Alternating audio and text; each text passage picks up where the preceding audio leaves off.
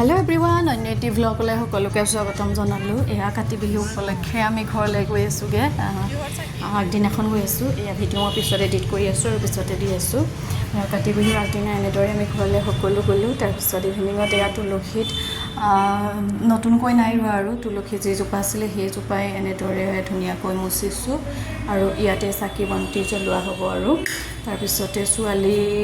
ছোৱালীহঁতি এনেদৰে চাকি ফুল গোটেইখিনি গোটাই লৈছে লগতে ময়ো অলপমান ফুল চিঙি ললো আৰু নিজৰ বাৰীখনৰ পৰাই এয়া দেখিছে ধুনীয়াকৈ গধূলি গোপাল ফুল ফুলি আছে বগা আৰু গুলপীয়া দুইবিধে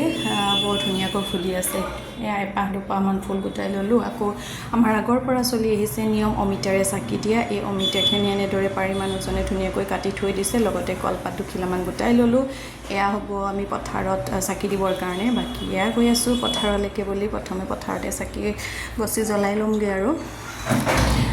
তাৰ পিছতে আমি ভঁৰালত তুলসী গছত এনেদৰে আমি চাকি জ্বলাওঁ কাতি বিহুৰ সন্ধিয়া আৰু এয়া পথাৰত আমি সকলোৱে গ'লো ল'ৰা ছোৱালী মানুহজন সকলো মিলিয়ে গৈ ধুনীয়াকৈ লক্ষ্মী আইৰ ওচৰত ধুনীয়াকৈ এনেদৰে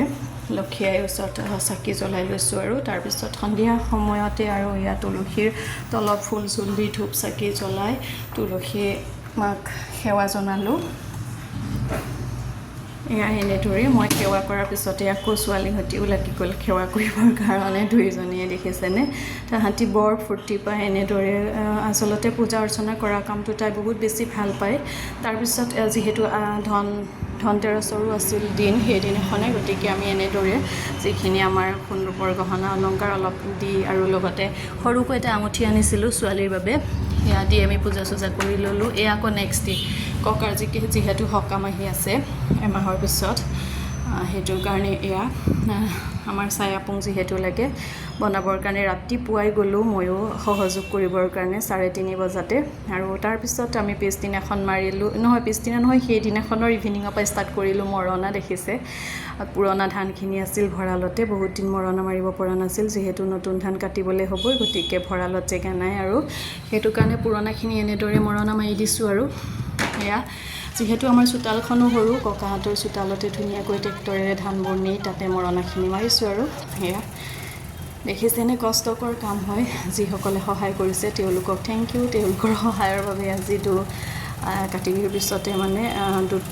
দুই